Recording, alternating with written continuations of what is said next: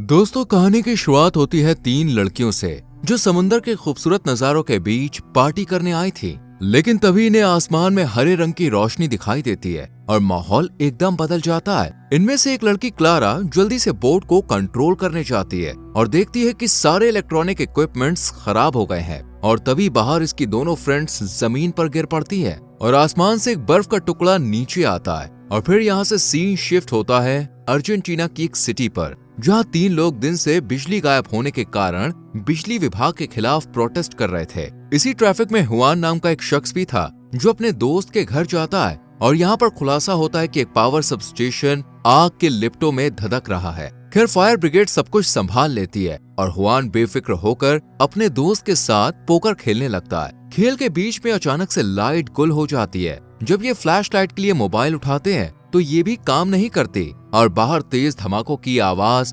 माहौल को और खौफनाक बना देती है। इस मकान की मालकिन जब बाहर का नजारा देखती है तो गैराज का वॉचमैन बेहोश पड़ा होता है और आसमान से अजीब से बर्फ के टुकड़े मानो जैसे नीचे गिर रहे होते हैं, जबकि ये समर सीजन था। ये देखकर मकान मालिक को लगता है कि शायद ये फैक्ट्री से निकलने वाले जहरीले एस्बेस्टस के कण है। यही सोचकर कोई बाहर नहीं जाता। सब लोग अपनी फैमिली को खतरे से अलर्ट करने का फैसला करते हैं, पर अफसोस मोबाइल फोन के साथ लैंडलाइन नंबर भी काम नहीं करता। अब ये लोग सेफ्टी के लिए डोर्स विंडोज सब बंद कर देते हैं ताकि जहरीले टुकड़े घर के अंदर ना आए। इस जहरीले माहौल में भी रूसो सबके मना करने के बावजूद सर पर जैकेट पहने बाहर निकल जाता है क्योंकि इसे अपनी फैमिली के पास जाना था। लेकिन घर से कुछ कदम दूर चलते ही ये बर्फ के कांटेक्ट में आकर मारा जाता है। ये दर्दनाक मंजर देखकर सब लोग दहल जाते हैं। धीरे धीरे ये पॉइजनस स्नो पूरे शहर पर कब्जा जमा लेती है। कुछ देर के बाद हुआन और बाकी लोगों को दरवाजे पर किसी की आवाज सुनाई देती है। सब लोग जल्दी से जाकर दरवाजा खोलकर एक लड़की को अंदर लेते हैं जो कि एक डिलीवरी गर्ल थी और गैराज के चौकीदार को देखकर यहाँ तक आई थी। हुआन को अपनी फैमिली की बहुत फिक्र सताती है, इसलिए ये कार के जरिए घर पहुँचने की कोशिश करता है। हुआन डिलीवरी गर्ल को देखकर समझ गया कि अगर बर्फ स्किन से ना टकराए तो जान बच सकती है, इसलिए हुआन सर पर पॉलिथीन पहनकर बर्फ से बचते बचते रूम से गाड़ी की चाबी उठा लेता है। पर अफसोस इतनी मेहनत के बाद भी गाड़ी स्टार्ट नहीं होती। ये देखकर सब समझ जाते हैं कि बिजली का गुल होना मोबाइल के काम ना करने का कारण इलेक्ट्रोमैग्नेटिक पल्स यानी शुरुआत में दिखने वाली ग्रीन लाइट ही है, जिसने सभी इलेक्ट्रॉनिक डिवाइसेस को बंद कर दिया है। ये सब जानने के बाद सब लोग काफी घबरा जाते हैं और इसी बीच इनकी नजर सामने वाले घर पर जल रही लाइट पर जाती है, जहाँ खिड़की के पास एक बूढ़ा इंसान खड़ा हुआ था जो बर्फ के जहरीले अंदाज से अनजान था। हुआन और इसके दोस्त इसे खतरे से अलर्ट करने की कोशिश करते हैं और इन लोगों की बात समझने के लिए बूढ़ा शख्स खिड़की खोलकर अपनी मौत को दावत दे देता है और चंद सेकंड्स में इसकी बर्फ से मौत हो जाती है। जब इसकी वाइफ इसे चेक करने आई तो इसकी भी जहरीली बर्फ ने जान ले ली। आसमान में सुबह की किरणें फैलना शुरू हो गई थी।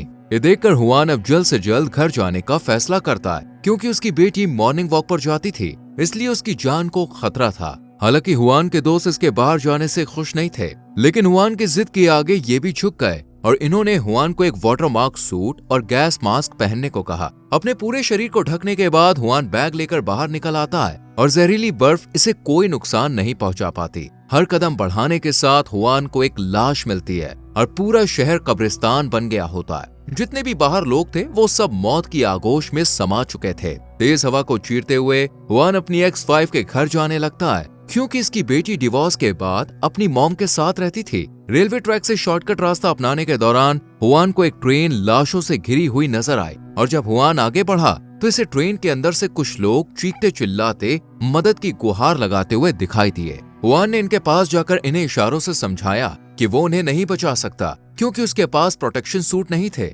लेकिन मदद के लिए हुआन इन्हें एक पानी की बोतल देकर यहाँ से चला जाता है और कुछ देर का सफर तय करने के बाद आखिरकार एक्स वाइफ की बिल्डिंग तक पहुँच जाता है। सीढ़ियों पर बर्फ पानी बनकर बह रहा था। हुआन अपना मास्क उतार कर अब एक्स वाइफ के अपार्टमेंट के पास जाता है तो इसे कुछ लोग ग्रुप बनाए प्रेयर करते हुए नजर आते हैं। हुआन सीधा घर के अंदर जाता है लेकिन यहाँ इसे कोई नहीं दिखता। इससे पहले कि ये कुछ सोच पाता इतने में ही एक अनजान शख्स घर में घुस आता है और हुआन के पूछने पर बताता है कि हुआन की वाइफ ने उससे दवाई मंगाई थी। हुआन जब अपने हाथ पर लगी बर्फ को देखता है तो इसके मन में भी मौत का डर बैठ जाता है और इतने में इसकी वाइफ यहाँ पे आके सबको बाहर निकालकर रूम को लॉक कर लेती है। एलेना हुआन से कहती है कि क्लारा अपनी दोस्त के साथ पार्टी करने गई थी लेकिन अब उसकी कोई खैर खबर नहीं है और न ही एलेना क्लारा की दोस्तों के बारे में जानती थी, जिससे क्लारा को ढूंढना और मुश्किल हो जाता है। हालांकि एलेना की इस बेफिक्री पर हुआन को गुस्सा तो बहुत आता है, पर ये इस मुश्किल वक्त में एलेना को हिम्मत देता है। हुआन क्लारा की दोस्तों के बारे में जानने के लिए स्कूल जाने का डिसाइड करता है, क्योंकि वहाँ पर सबकी इन्फॉर्मेशन दर्ज थी।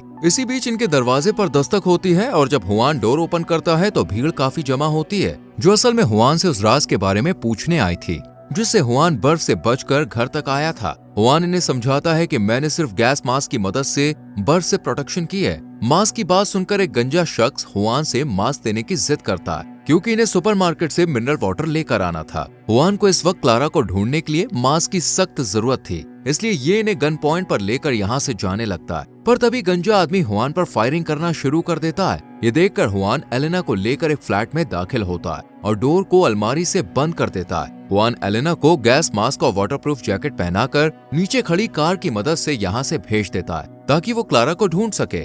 एलेना के यहाँ से जाने के बाद गंजा आदमी भी दरवाजे पर आ जाता है और सब लोग के साथ मिलकर अंदर घुस जाता है। ये देखकर हुआन मुंह पर पॉलिथीन और हाथ में दस्ताने पहनकर खिड़की तोड़कर यहाँ से भागने लगता है और अंदर घुस रही बर्फ को देखकर सब लोग यहाँ से रफू चक्कर हो जाते हैं। लेकिन पॉलिथीन की वजह से ये सांस नहीं ले पाता और जमीन पर बेहोश होकर गिर पड़ता है। और जब आंख खुलती है तो ये दोस्तों और एलेना के साथ गाड़ी में होता है। दरअसल हुआन के जाने के बाद उसके दोस्तों ने डिलीवरी गर्ल की साइकिल ठीक करने का फैसला किया, क्योंकि वो अपने घर फुल प्रोटेक्शन के साथ जाना चाहती थी।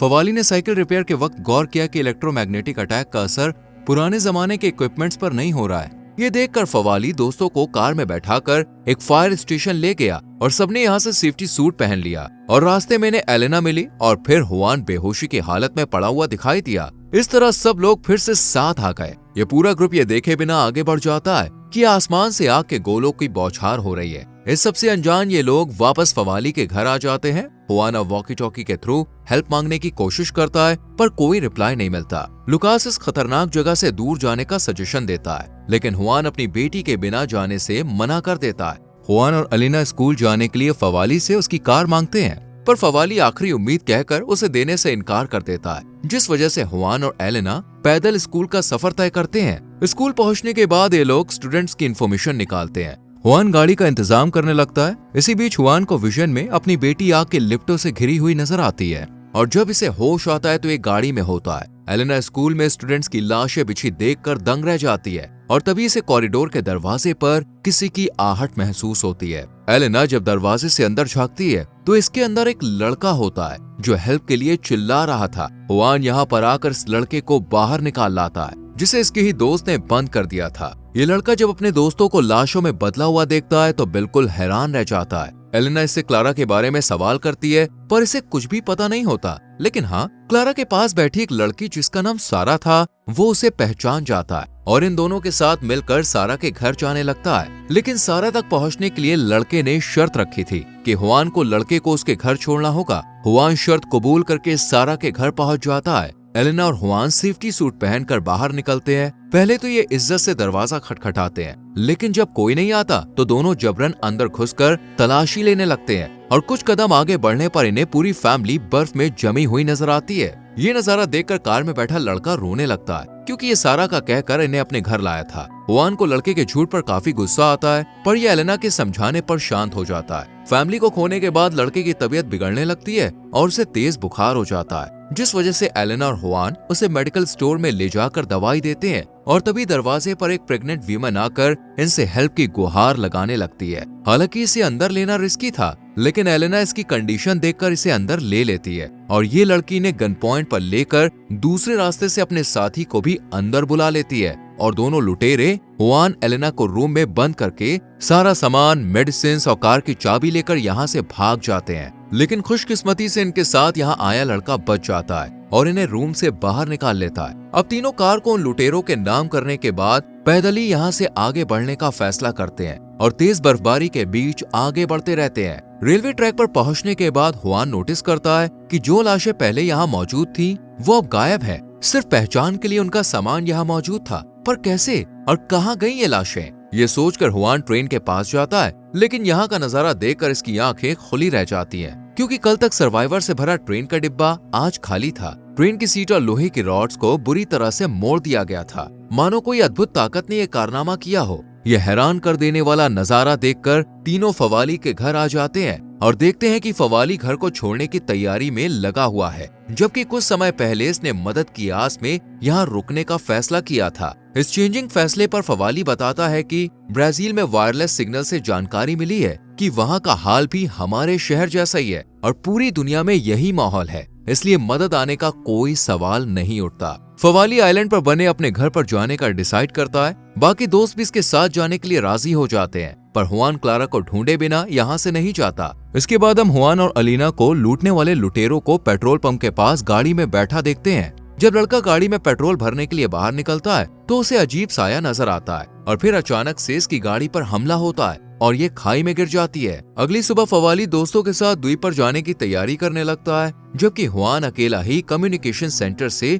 सारा का एड्रेस लेकर उसके घर की तरफ निकल पड़ता है। लेकिन रास्ते में इसके पास एक कार आती है और अंदर बैठा होता है फवाली, जो हुआन को कार में लेकर अब उसके साथ क्लारा को ढूंढने का फैसला करता है। रास्ते में फवाली बताता है कि जहरीली बर्फ गिरने की वजह से पृथ्वी का चुंबकीय क्षेत्र खत्म होना है, इसलिए पूरी दुनिया खतरे में है। कुछ दूर चलने पर इनका रास्ता ब्लॉक हो जाता है क्योंकि सामने बहुत सी कारों का ढेर लगा हुआ था, मानो कोई इन्हें रोकने की कोशिश कर रहा था। इन गाड़ियों के ढेर में एक कार की लाइट चल रही थी। ये दोनों अभी यहाँ से निकलने की सोच ही रहे थे कि इतने में सोल्जर से भरे ट्रक यहाँ आ जाते हैं और इन्हें बताते हैं कि हम सरकार के ऑर्डर पर सर्वाइवर्स को ढूंढकर सुरक्षित कैंप्स तक ले जाने का काम कर रहे हैं। सैनिक इन्हें भी कैंप्स तक ले जाने का वादा करते हैं, पर हुआन को इन पर यकीन नहीं होता और ये इनका मकसद जानने के लिए इनकी कार को फॉलो करने लगता है। सुरंग के अंदर दाखिल होते ही सैनिकों के सामने कई बड़े बड़े कीड़े आ गए, जिन्होंने सैनिकों को अपना निवाला बना लिया। और जब हुआन और फवाली इस जगह पर आए तो इन्हें सैनिकों का नामो निशान तक नहीं मिला।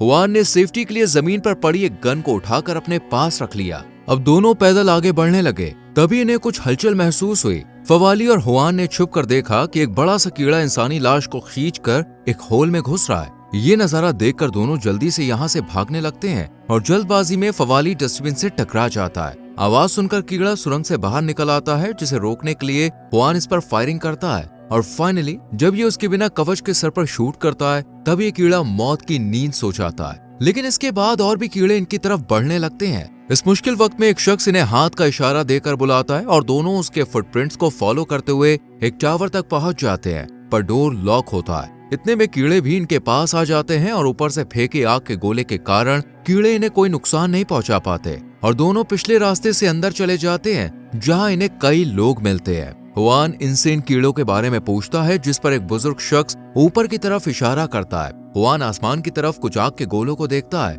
ये जैसे ही जमीन से टकराते हैं कीड़ों के होल में बदलने लगते हैं। ये एक एलियन हमला था, जिसमें एलियन ही इन कीड़ों के जरिए इंसानों को मार रहे थे। ये सब देखने के बाद हुआन सब लोगों को यहाँ से जल्द भागने को कहता है, क्योंकि कीड़े दीवार पर चढ़कर इन तक पहुँचने वाले थे। सब लोग हुआन के साथ यहाँ से निकल जाते हैं, लेकिन एक लंगड़ा आदमी अपने अपाहिज होने की वजह से यहीं रुकने का फैसला करता है और हुआन सबको गवर्नमेंट सेफ कैंप्स के बारे में बताता है और सब लोगों को फ्लाईओवर के पास ले जाता है, जहाँ गाड़ियों का ढेर इनकी सबसे बड़ी रुकावट बन रहा था। इन्हीं में से एक शख्स दीवार को तोड़कर एक सीक्रेट रास्ते की मदद से सबको फ्लाईओवर के दूसरे साइड ले जाने का डिसाइड करता है। दीवार को तोड़ते तोड़ते सुबह हो जाती है और कीड़े शिकार की तलाश में यहाँ आने लगते हैं, लेकिन अब तक सब लोग सुरंग के अंदर जा चुके थे। लेकिन हुआन एक बच्चे और उसकी माँ को बचाने की वजह से बस में फंसा हुआ था। एक कीड़ा बस की तरफ बढ़ रहा था कि तभी उस लंगड़े आदमी ने टावर पर लगा घंटा बजाकर कीड़ों को अपनी तरफ अट्रैक्ट कर लिया। इसी मौके का फायदा उठाकर हुआन सबके साथ यहाँ से निकल जाता है।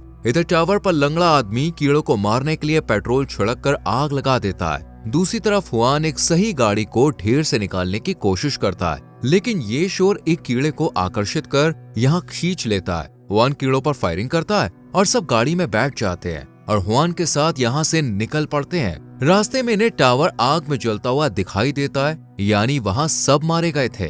कीड़ों से पीछा छुड़ाकर सब लोग सेफली कैंप्स की तरफ बढ़ने लगते हैं, लेकिन अब भी हुआन को अपनी बेटी की फिक्र सता रही थी, इसलिए ये इन लोगों को आगे भेजकर खुद फवाली के घर की तरफ निकल पड़ता है और देखता है कि रास्ते में कुछ लोग कीड़ों को रोकने के लिए पहरेदारी कर रहे हैं। जल्दी से हुआन फवाली के घर में जाता है और ये देखकर हैरान रह जाता है कि उसकी बेटी यहाँ सोई हुई है। हुआन एलेना से सवाल करता है कि आखिर तुम्हें ये कहाँ मिली। एलेना नम आंखों से कहती है कि हमने इसे नहीं बल्कि इसने हमें ढूंढा है। अब फवाली सबको आइलैंड वाले घर ले जाने का फैसला करता है। लेकिन प्रॉब्लम ये थी कि लोग ज्यादा थे और गाड़ी सिर्फ एक। इतने में एक पड़ोसी यहाँ पर आकर फवाली को अपनी गाड़ी ऑफर करता है और उससे कहता है कि गाड़ी के बदले तुम्हें अपना गैराज हमें देना होगा, जिसे हम बेस की तरह यूज करेंगे। हालांकि फवाली ऐसा करना तो नहीं चाहता था, लेकिन इस जगह को अनसेफ मानकर ये इसकी शर्त कबूल कर लेता है और सब लोग 2 गाड़ियों में सवार होकर आइलैंड वाले घर की तरफ निकल पड़ते हैं। फवाली ने आइलैंड तक पहुंचने के लिए समुद्र का रास्ता चुना था, लेकिन जब ये बंदरगाह के पास जाते हैं तो पूरा समुद्र बंजर जमीन में तब्दील होता है।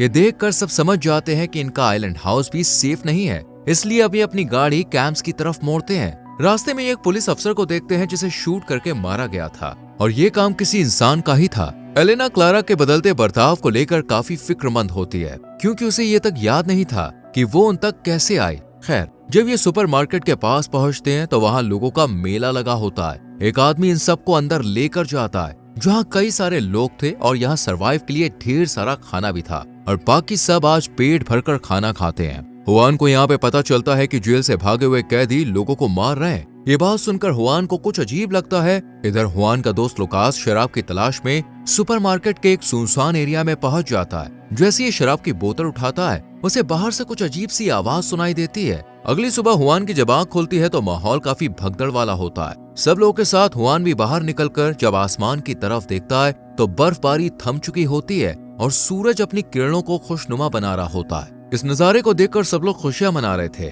वही फवाली कंपास में देखकर ये दंग था कि दिशाएं पूरी तरह से बदल चुकी हैं, जो कि ये नई मुसीबत का संकेत है। इसी बीच एलेना लुकास के बारे में पूछती है और हुआन उसके दोस्त लुकास को तलाशने के लिए सुपरमार्केट के अंदर जाता है, जहां उन्हें सिर्फ शराब की बोतल दिखती है, जबकि लुकास का कहीं नामो निशान नहीं होता। इसी बीच सुपरमार्केट के सामने एक कार आकर रुकती है और 3 हमलावर गाड़ी से उतरकर सबको शूट करने लगते हैं। शोरगुल की आवाज सुन हुआन भी बाहर निकल आता है और एलेना इसे कहती है कि हमारी बेटी भी बाहर ही थी। ये सुनकर हुआन जल्दी से क्लारा को प्रोटेक्ट करने के लिए बाहर निकलता है और 2 हमलावरों को शूट करके ढेर कर देता है, जबकि तीसरा हमलावर कहीं छुप जाता है। हुआन जब एक हमलावर का चेहरा देखता है तो वो एक लेडी होती है जिसने बच्चों के डिजाइन वाला लॉकेट पहना हुआ होता है। हुआन को समझ नहीं आता कि आखिर एक माँ लोगों को क्यों मार रही है। इतने में सैनिकों से भरा हुआ ट्रक यहाँ पे आ जाता है और एक ट्रक से लुकास बाहर निकलता है। हुआन की फैमिली के साथ यहाँ मौजूद जिंदा सभी लोग इन ट्रक्स में सवार होकर कैंप्स की तरफ निकल पड़ते हैं। रास्ते में लोग लुकास से उसके गायब होने के बारे में पूछते हैं, जिस पर लुकास कहता है कि कल रात शराब पीने के बाद मैं बेहोश हो गया और सुबह सोल्जर्स ने मुझे जगाकर सुपरमार्केट तक पहुंचाया। ये सुनकर हुआन को अब भी किसी गड़बड़ होने का एहसास होता है। दूसरी तरफ हम तीसरे हमलावर को देखते हैं जो कीड़ों की सुरंग में एंटर करके उनके बीच से गुजरता है और कीड़े से कोई नुकसान नहीं पहुंचाते। इधर 3 दिन बाद सब लोग कैंप्स पहुंच जाते हैं और एक आला दर्जे का पुलिस ऑफिसर फवाली को वायरलेस ट्रांसमीटर ठीक करने को कहता है। दरअसल लुकास ने ही इन्हें बताया था कि फवाली इलेक्ट्रॉनिक सामान को ठीक कर सकता है, लेकिन ये हालत खराब होने का बहाना बनाकर इस काम को नहीं करता। लुकास हुआन को फवाली की इस हरकत के बारे में बताता है। दरअसल पुलिस अफसर चाहता था कि फवाली शहर के सेंटर में जाकर ट्रांसमीटर सेट करे और वहां बसे सर्वाइवर को कैंप्स तक बुलाए, लेकिन फवाली भी जानता था कि वहां से किसी का भी लौट कर आना नामुमकिन है। इसी बीच सोल्जर और भी जिंदा लोग को कैंप्स में ले आते हैं, जिनमें फवाली का पड़ोसी भी था जिसको फवाली ने गैराज दिया था। अब सिर्फ यही जिंदा था।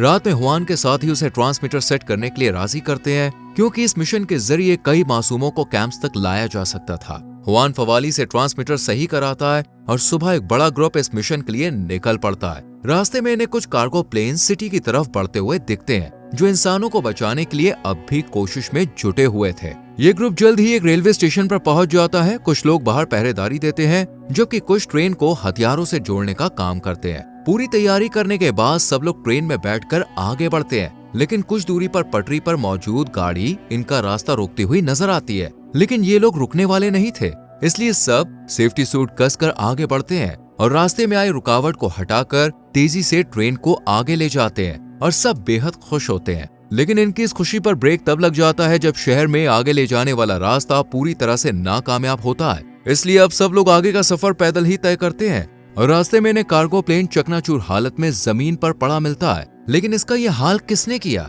इन्हें समझ नहीं आता। खैर, अब ये लोग मंजिल तक पहुंच जाते हैं और 3 पार्ट्स में डिवाइड होकर बिल्डिंग में जाते हैं। एक ग्रुप ऊपर ट्रांसमीटर सेट करने जाता है, जबकि दूसरा पहरा देता है और तीसरा ट्रांसपोर्ट क्रैश व्हीकल की जांच पड़ताल करता है। टीम को प्लेन के अंदर कई सारे बॉम्ब्स मिलते हैं। इतने में टीम को एक बच्चा दिखता है और जैसे ही ये आगे बढ़ते हैं तो छत पर छुपे हाथों में हथियार लिए लोग इनके सामने आ जाते हैं। इधर फवाली ट्रांसमीटर सेट कर देता है और एक शख्स सब लोगों को कैंप्स में आकर जान बचाने के लिए कहता है। ये आवाज कैंप्स में मौजूद लोग सुनकर खुश हो जाते हैं। फवाली हर 5 मिनट के टाइम पर ब्रॉडकास्ट को सेट कर यहाँ से टीम के साथ निकल ही रहा होता है कि तभी इन्हें दूर स्पोर्ट हॉल नीली रोशनी में चमकता हुआ नजर आता है। हुआन ऑफिसर से वहां की चेकिंग के लिए टीम को भेजने को कहता है, पर ऑफिसर मना कर देता है क्योंकि वहां से कोई लौट कर नहीं आता। रात में हुआन लुकास सब गेम खेल रहे होते हैं, लेकिन लुकास काफी अजीब अजीब बर्ताव करता है, कार्ड्स के बेसिक रूल तक भूल बैठता है और जब दोस्त मजाक बनाते हैं तो ये एक साथी के पेट में चाकू घुसाकर यहाँ से भाग जाता है।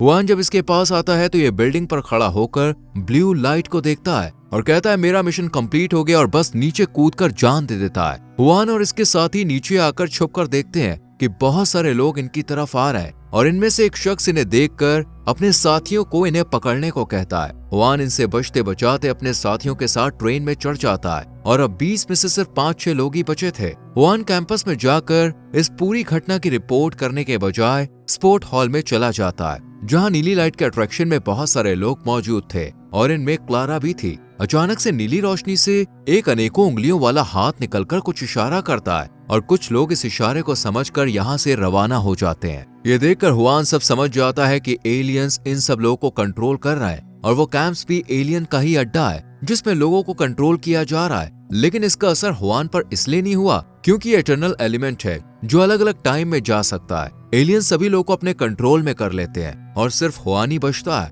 इसलिए वो समय में पीछे चला जाता है ताकि एलियंस के प्लान को रोक सके, पर वो सब कुछ गवा बैठा और इसी के साथ ये सीरीज खत्म हो गई। अगर आपको ये सीरीज और हमारी मेहनत पसंद आई हो तो इसे लाइक और शेयर जरूर करें और चैनल को सब्सक्राइब करके बेल आइकॉन प्रेस करें जिससे आने वाली वीडियोस मिस ना हो। मिलते हैं अगली वीडियो में, till then bye bye, take care.